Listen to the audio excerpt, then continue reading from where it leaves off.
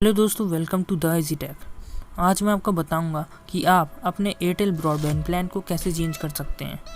तो सबसे पहले आपको प्ले स्टोर से एयरटेल थैंक्स ऐप डाउनलोड कर लेना है।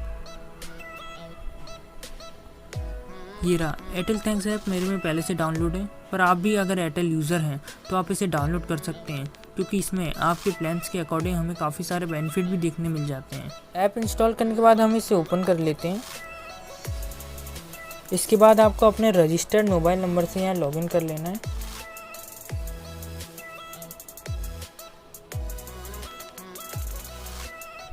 तो लॉगिन करते ही मुझे यहाँ मेरे प्लान के अकॉर्डिंग मेंबरशिप शो होने लगी है और यहाँ आप अपना डेटा यूसेज भी पता कर सकते हैं।